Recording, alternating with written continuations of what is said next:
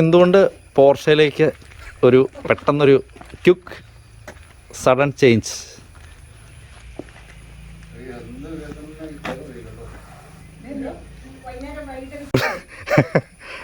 ആവൂർ സാറേ, എന്തുകൊണ്ട് നിങ്ങൾ ഈ ഇലക്ട്രിക് ചൂസ് ചെയ്തു?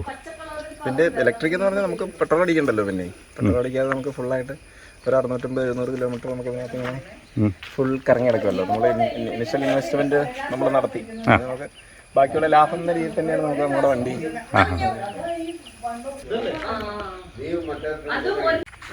സുഹൃത്തുക്കളെ, നമ്മളൊക്കെ ഒരു പോർഷെ എന്നൊക്കെ പറയുന്ന കാറ് നമുക്കൊരു സാധാരണ ലെവലിൽ നമ്മുടെ ഒക്കെ ഒരു സുഹൃത്തിൻ്റെ കൈകളിൽ വരുമ്പോഴാണ് നമുക്കിതിനെ ഒന്ന് അടുത്തറിയാൻ പറ്റുന്നത്. പോർഷയുടെ ഇലക്ട്രിക് മോഡലാണ് നമ്മൾ കാണുന്നത്, മെക്കാൻ. അപ്പോൾ നമ്മൾ ഈ വണ്ടീനെ പറ്റി കൂടുതലായിട്ടൊന്ന് ഫുള്ള് ചോദിച്ചറിയാം. ആവൂർ സാറേ, ഈ മെക്കാൻ 1,60 lakh ഇത് വർത്താണ് നിങ്ങൾക്ക്? ഒന്ന് പറയാമോ? തണലത്തെന്ന് പറഞ്ഞാൽ മതി. നമുക്ക് ബ്രാൻഡിന് കൊടുക്കുന്ന ഒരു മൂല്യം നമ്മൾ ഉദ്ദേശിക്കുന്നത്. സാധാരണ ബ്രാൻഡിൽ നിന്നും മാറി മറ്റൊരു ബ്രാൻഡ് കിട്ടുമ്പോൾ നമ്മളുടെ ഒരു സ്വപ്നമായ ഒരു ബ്രാൻഡാണ് പോർഷെ, ലംബോർഗിനി, ഫെറാറി എന്നൊക്കെ പറയുന്നത്. അപ്പം അതിൻ്റെ ഒരു പ്രാഥമിക ഘട്ടമാണ് പോർഷെ എന്ന് പറഞ്ഞിരിക്കുന്ന ബ്രാൻഡ്. പെർഫോമൻസും അതുപോലെ തന്നെ ബ്രാൻഡിന് അവർ കൊടുത്തിരിക്കുന്ന ഒരു മൂല്യം മുഴുവൻ നമുക്ക് ഒരു പൈസ കൊടുത്ത് നമ്മളത് മേടിച്ച് കഴിയുമ്പോൾ നമുക്കത് ആസ്വദിക്കാനും അനുഭവിക്കാനും പറ്റുന്നു എന്നുള്ളതാണ് ഈ വണ്ടി കുറച്ച് ദിവസങ്ങളായിട്ട് നമ്മൾ ഓടിക്കുമ്പോൾ മനസ്സിലാക്കാൻ സാധിക്കുന്നത്. ഓക്കെ. ആവൂർ സാറേ, ഇതന്നെ നിങ്ങളുടെ ഗേറ്റിൻ്റെ എൻട്രൻസിൻ്റെ മുകളിൽ നിങ്ങൾ കംപ്ലീറ്റ് ഒരു പ്രകൃതി രമണീയമായിട്ടുള്ള ഒരു അന്തരീക്ഷം സൃഷ്ടിച്ചെടുക്കാനാണോ ശ്രമിക്കുന്നത് നിങ്ങളുടെ വീടിൻ്റെ ചുറ്റും? അതിനിടയ്ക്കേക്ക് പോർഷയും വന്നിരിക്കുന്നു അല്ലേ? ഫുൾ പച്ചപ്പ്. അത് വണ്ടിയുടെ കളറും പച്ചപ്പ് അല്ലേ? എല്ലാവിധ സെറ്റപ്പും നിങ്ങളുടെ വീടിൻ്റെ ചുറ്റും എല്ലാവിധ പ്രകൃതി രമണീയമായിട്ടുള്ള എല്ലാ വൃക്ഷലതാദികളും നിങ്ങൾ സെറ്റ് ചെയ്ത് പെട്രോൾ ഡീസൽ മെക്കാനിനെ അപേക്ഷിച്ച് ഫ്രണ്ട് ഡിസൈനിലൊക്കെ കംപ്ലീറ്റ് മാറ്റം വന്നിട്ടുണ്ടല്ലേ? തീർച്ചയായും വന്നിട്ടുണ്ടല്ലേ? ഓക്കെ, എൻ്റെ ഡിഫറെൻ്റ് ആയി അല്ലേ? Okay okay okay. പണ്ടത്തെ മെക്കാനിൻ്റെ ലുക്ക് ഒരു എന്തോ ഒരു നമുക്ക് സ്ഥിരം കാണുമ്പോഴായാലും ഒരു ചെറിയൊരു ബുദ്ധിമുട്ട് ഉണ്ടാക്കുന്ന രീതിയിലുള്ളൊരു ആയിട്ട് എനിക്ക് തോന്നിയിട്ടുള്ളത്. ഡിസൈനിൽ ചേഞ്ചാണ് വന്നത്. ജോൺസൺ എന്തി കാണണ്ട?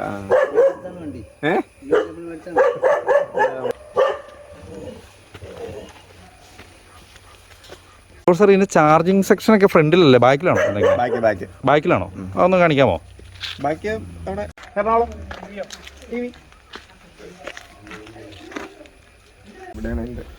അത് രണ്ട് സൈഡിൽ വരുന്നുണ്ടല്ലേ? ഓ, അപ്പം നമുക്ക് ഏത് സൈഡ് വേണമെങ്കിലും ചാർജിങ്ങിന് വേണ്ടി യൂസ് ചെയ്യാം.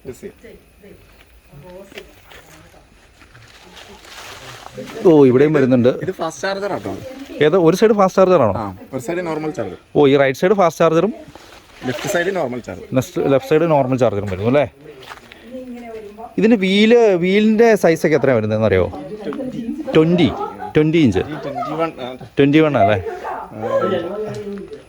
21. ആ. ഈ ഫ്രണ്ടിൽ നമുക്ക് സ്റ്റോറേജ് സ്പേസ് അല്ലേ? എഞ്ചിനില്ലല്ലോ, മോട്ടറല്ലേ? ഓ, കൊള്ളാം. ഡോക്യുമെന്റ് ഒക്കെ വയ്ക്കാന്നാണ് ഉദ്ദേശിക്കുന്നത്. ഡോക്യുമെന്റാ? പിന്നെ ചാർജിങ്ങിന്റെ മറ്റു സംഭവങ്ങളൊക്കെ ഇതിനകത്ത് വയ്ക്കാം അല്ലേ? കൊള്ളാം. ക്ലോസ്.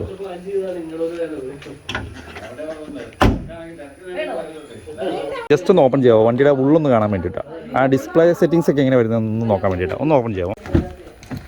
ഓ, നമുക്ക് മറ്റേ ഇപ്പം മഹേന്ദ്രയുടെ പുതിയ വണ്ടികളിലൊക്കെ വരുന്ന പോലെ തന്നെ ഫുൾ ഡിസ്പ്ലേ തന്നെയല്ലേ ഇവിടുന്ന് ഈ സൈഡ് തൊട്ട് അപ്പുറം വരെ അല്ലേ?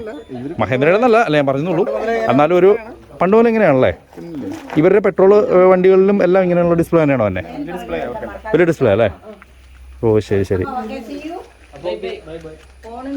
ജസ്റ്റ് ഒന്ന് ഓപ്പൺ ചെയ്താലേ, കീ ഒന്ന് ഓപ്പൺ ചെയ്യാമോ?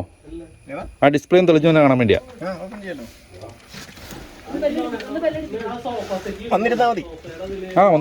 ശരി. ഇരുന്ന് കഴിഞ്ഞാൽ ആള് ഉണ്ടെന്ന് മനസ്സിലായി. പിന്നെ ഡയറക്റ്റ് ആയിട്ട് ഇതെല്ലാം വന്നോളൂ. ഓ, ശരി. ഫുൾ ഡിസ്പ്ലേ അല്ലേ?